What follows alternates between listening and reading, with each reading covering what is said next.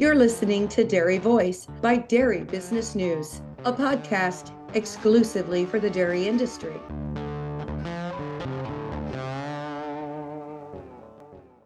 One of our sponsors of the Dairy Voice podcast is National DHIA. NDHIA ensures information accuracy and represents their members' interests. They are the direct voice for the dairy information industry.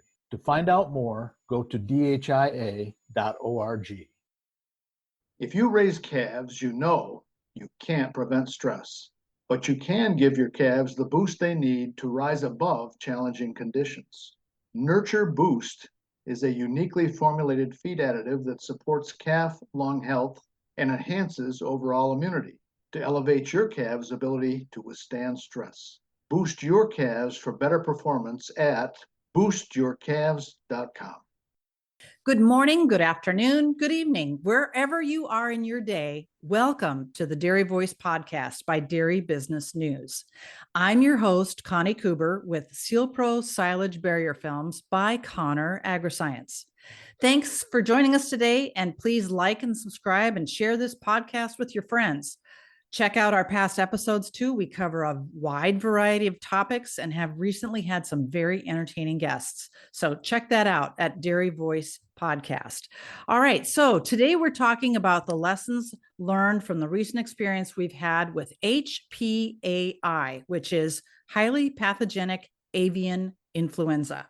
It seems whenever we go through something like this, we take a closer look at our protocols and resolve to improve them, doing a better and better job with recognition, diagnosis, animal and human care.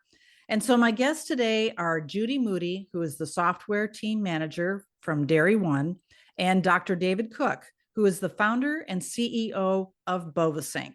And we're going to talk about cow management and data today. So welcome, Judy and David, to the Dairy Voice podcast. Let's start out by having the two of you introduce yourselves. Thanks, Connie. So I grew up on a 200 cow dairy in central New York. Decided I want to go to college for animal science, dairy science. Cornell was more or less in my backyard. So headed down to Cornell and completed my degree in dairy science. After college, I went and worked on a couple large dairies in the Finger Lakes region. And after a number of years with that, I decided I had enough of the concrete and the cows and looked for alternative options, and was lucky enough to find a job here at Dairy One, coming up on my 13th year, and working with herd management software and customers. In this role, I've gotten to meet a lot of different people, and that's led me down the road to meeting David and working with BoviSync. Very good. And where are you located today? Where are you recording from? Ithaca, New York. David, can you tell us about yourself? So I went to school at UW for poultry and agronomy, and then farmed for a while after school, and later went back for a master's in egg engineering. And during that master's program is when I started BoviSync, a time that I continued on for a PhD in dairy nutrition. And the reason I started BoviSync was just working with dairies and seeing, as dairies were growing, the potential to use data to compare dairies against each other. That can be consultants comparing dairies, or it could be multi-site dairies comparing within their own sites. Trying to understand ways to help dairies be able to use that information, make better decisions. And then I also saw some of the future of doing machine learning to help make more. So that's part of why I took a bunch of theory of machine learning during my PhD program. Finished that up about 8 years ago, and then started BoviSync as the company and adding customers. That need for having standardized, centralized data that's accessible is part of the reason why we have this real focus on how do you acquire that data. You have to make it easier for people to have to do the data entry than it is to not do it. And so in doing that, we made mobile apps that have checklists, and as people do their work, they're just checking it off and it's putting their name to it. As they do that, we're saving time on dairies and making work through cattle be faster. Successful dairy professionals get it. Optimizing feed efficiency is key to optimizing milk production, and that's especially important when margins are tight. What you put into your herd's ration is essential to the performance you see later. That starts with fermentation in the rumen, which supports increased milk production and milk component yield. Talk to your Purina representative today about adding Purina Animal Nutrition's efficiency fermentation product to your herd's ration. We've got a really wide variety of background agronomy and poultry and dairy and nutrition? Yeah, it's fun going to all different farms and doing different things. Some of my master's is also doing like some modeling, and for a while I was actually a registered investment advisor. So maybe you can tell us, what is the relationship between Dairy One and BoviSync, and how do you work together? Our focus in BoviSync has always been helping farms and helping people. And when Dairy One had approached us, we just found some similar ethos with Dairy One. And it's been a fun relationship where really, as long as we're focused on the dairy and make improvements to the dairy, like all the rest of the stuff is kind of details to get worked out. For us, it was an easy partnership. We found BoviSync wanted to take care of customers in a similar fashion that we had been. Dairy One's hitting its 75th year this year, and we've had a long history with customers. And when we bring in new products and services, we want to make sure they align with how we want to take care of customers, and BoviSync checked those boxes for us. What kind of data are we talking about, David, with BoviSync? Everything that's cow related, it's the repro, treatments for animals, different movements, putting together parlor information, sensor data. Location of animals is important. So one thing that's related to the topic you're talking about with this high path avian influenza, in Europe, you have to do all this different tracking of the animals. And in BoviSync, there's a single animal record, and farms move that animal around to the different sites, and then each site has permission to it. And so within our database, we have exact tracking of every animal, where it goes, when it's been moved, who scanned the animal when it was moved.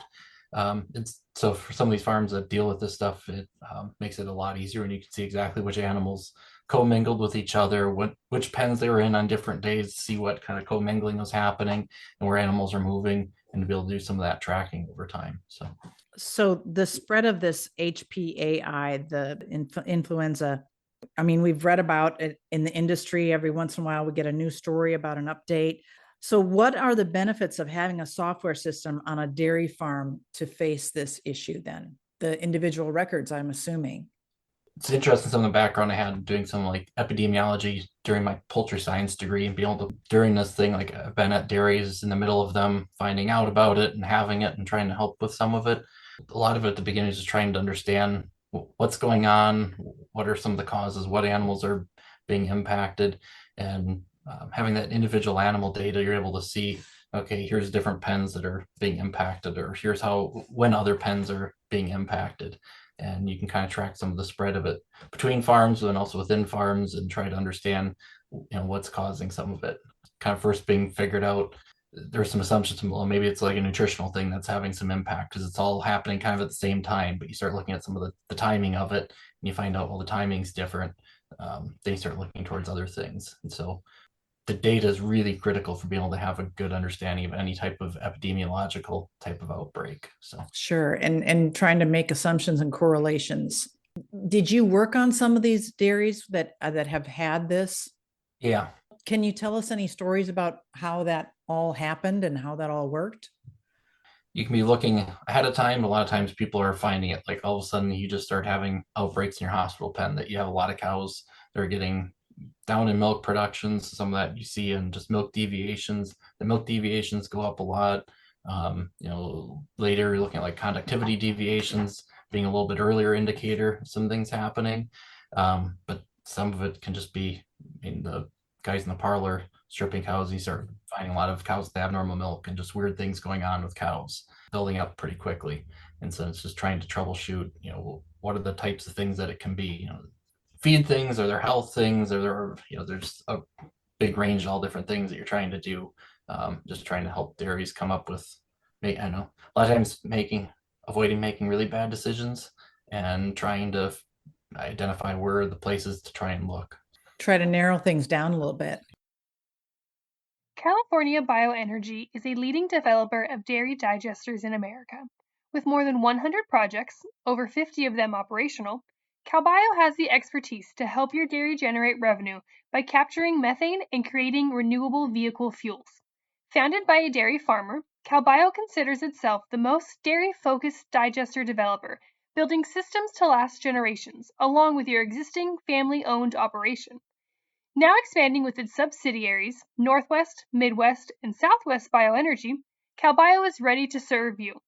To learn more about how a cow biodigester could benefit your dairy, manure, and wallet, visit them at cowbioenergy.com.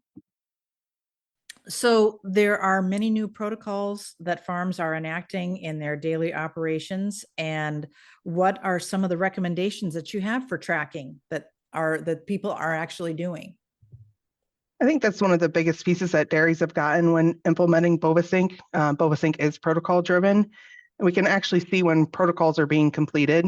So they're being completed cow side instead of entering them back at a computer. So we can track who did what at what time. So a little bit different of a mentality of looking at how work is done. And then on the other side of it, we also see what work is not being completed. And I think there's just as much value in saying these tasks that should have been done today were not completed, and finding out if there's drift in the barn, miscommunication, not understanding of the importance of what was being asked, time in a day, what was going on and why that didn't get done. And I think taking a step back, the other big piece for starting new protocols is agreeing as a team what that protocol is. So sitting down at the table and saying, this is what we want to implement. Is everybody on board? You can write it on paper, but if you don't have buy-in from the team, it might not happen. That goes beyond just new protocols too. So reviewing the current protocols. So if you sit down with your management team and say, we're going to change our vaccination program, and you change it on paper, you also need to take that next step and review it in the computer system. So you got to check and make sure that your paper matches your herd management software, reconcile those two. It's really been common over the years. I've gotten calls and support and they say, oh, we want to make this change to the vaccine. And it's just a small change. We're changing the days in milk by 10 days. And I go look in their herd management software and I can't even find this vaccination in there that they thought that they were doing. And when I ask them when they did that, and they say, oh, we changed it months ago or a year ago. So we get drift. When you're putting in new protocols or changing protocols, agreeing as a team, making sure it's in your herd management software, and then making sure it's being implemented correctly. David, have you seen any of the herds or have you heard of herds making protocol changes since this outbreak of HPAI? Once we actually understood it a little bit better, it's mostly just trying to not move animals very much and just getting through it. Make sure you have enough people to man the hospital pen and be able to make sure that it's difficult psychologically for a lot of the different people. Like no one likes seeing that many sick cows and having to ship cows. Some of it will be changing the rules that they have for selling animals. It's a little bit different criteria, and you also don't want to end up with being short a large number of cows because you culled too many. Aside from the virus, there's other things that we want to track for cows. What are some of the things that you've experienced on farms that you've used technology to help address some situations? We work with multiple different types of technology at Dairy One. One of the other companies we work with is SCR and have had experience on that side. And using that rumination and heat detection technology is becoming more and more common on farms. And I think one of the big things we found, there's direct correlations between pre-fresh rumination and fresh cow health. So it's not uncommon. Farms will see a spike in metabolic issues, milk fever, DAs, ketosis in the fresh cows, and they start searching for what went wrong, what happened to these cows. And by the time they track that back to the pre-fresh diet, something happened there. You've got a lot of cows in the pipeline that are going to be coming and having issues. And with finding out that pre-fresh rumination, that we had an issue there, you can stop it really quickly before the cows actually physically tell us that they're sick. Just not have that big pipeline of sick cows coming down the road.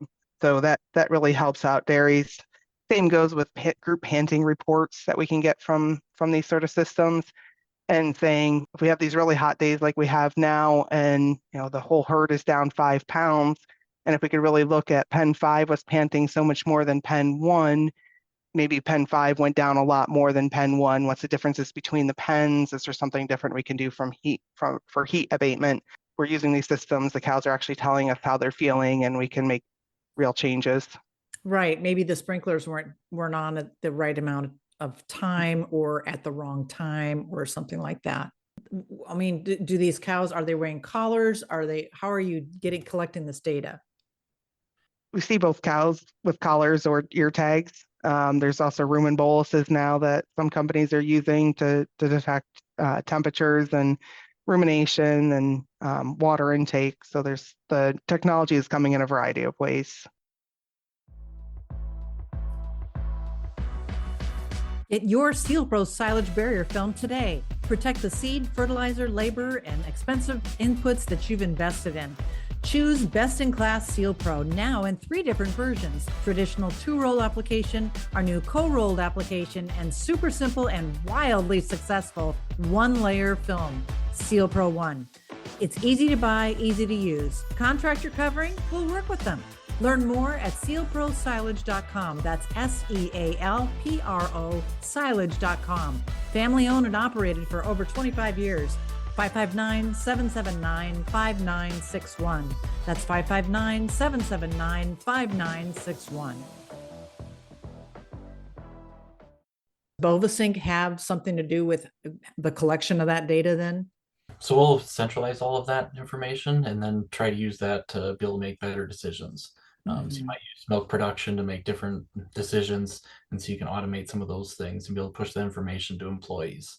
Some of the genetic information, so if they do genomic testing, and if you get the genomic results, you can use that to make different decisions on animals. Sire values, like even, we'll use what the sire of conception is to change what the due date of the animal is based on the sire's PTA. If we're using weigh scales for getting weights, creating growth curves, and trying to understand how does the impact of health events impact an animal's phenotypic weight, and can we make better breeding decisions by using growth curves to extrapolate out when the best age is to breed animals. Taking all those different pieces of information, whether a person's entering it or machines collecting it, and putting it all together and trying to automate decisions as much as possible, and then putting things together in other ways for people to look at. And I'm assuming that you have an app that people can put information in right there at the cow? The employees are out with a phone, so they'll scan animals. So they might be going through doing repro shots. And so they might be doing GnRH and PGF shots for cows. And then the manager can go back later and look at conception rate based on who is it that gave the PGF before breeding. That one has a big impact on conception rates. And so now you can start looking at employees and try to identify compliance issues. And it might not be compliance is like, are they doing it the job or not? Are they doing it well or not? Are they getting the site of injection right? Are they administering it correctly? And if you see impacts there, you can probably assume that they're also not getting some of the things right for vaccinations as well. PI outbreak, you can look, see who is it that was doing those vaccines. What's the role of your products or your services in raising heifers? Are you able to help farmers get those heifers raised? We seem to take really great care of our calves, and then they're weaned and they're grown up a little bit, and then they get tossed out into the heifer pen and kind of lost for a little bit. What do you have that helps them manage those heifers? Yeah, so heifers are able to track some of the growth of animals. And so by doing that, you're able to have a better understanding of some of the nutritional and management outcomes of those. And then, like I mentioned before, we can set up protocols that way you can automatically have lists of animals on the phone show up to move animals into an AI pen that are a certain number of days of age and at a certain weight. So that way we can make better breeding decisions on those animals and try and optimize some of the economics there. We've helped farms on and off over the years, just the logistics of how you actually get that task done.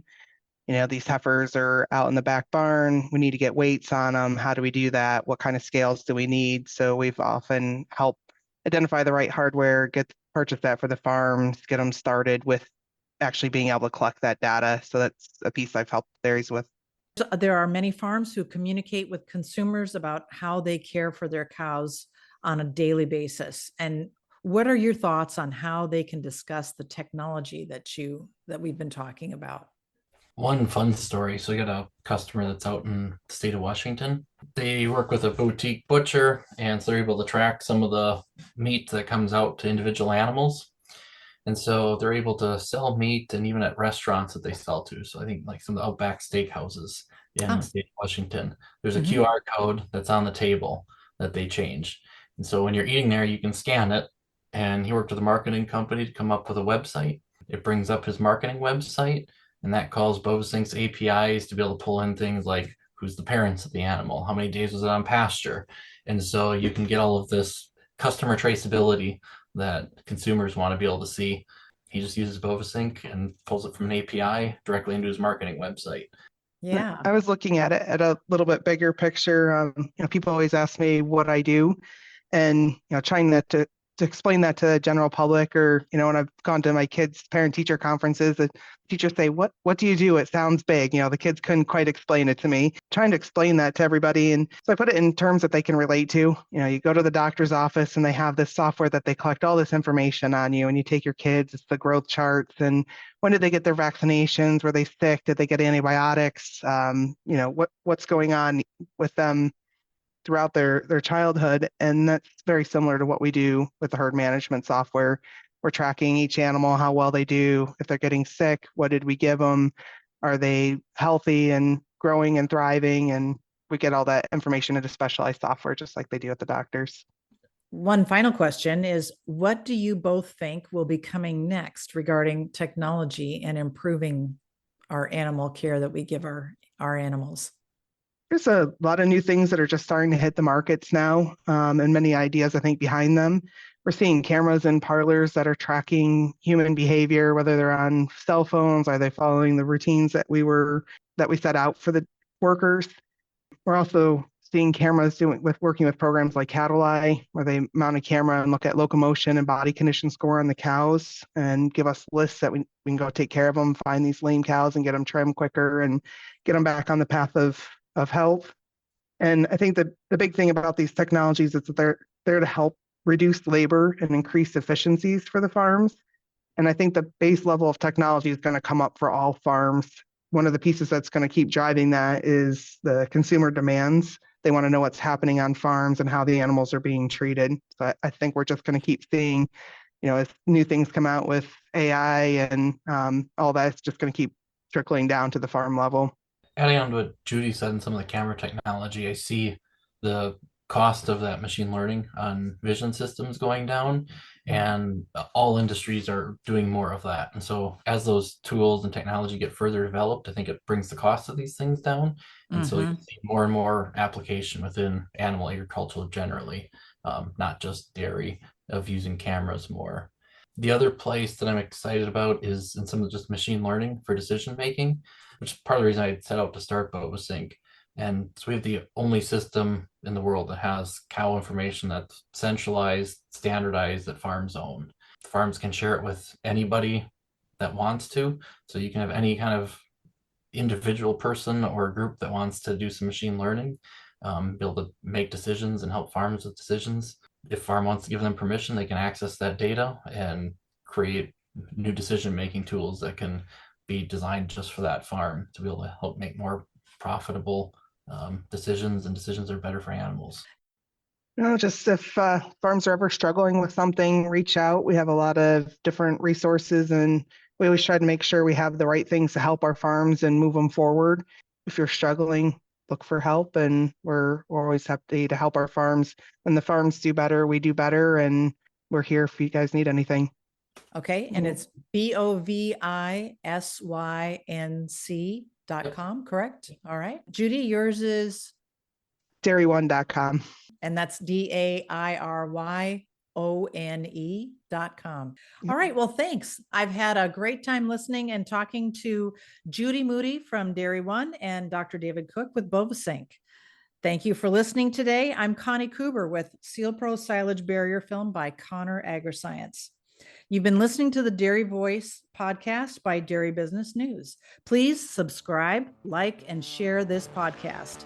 Dairy farming is a great way of life for all involved in it, but please stay safe and be safety aware every day. Thank you for listening, and I'll see you again very soon.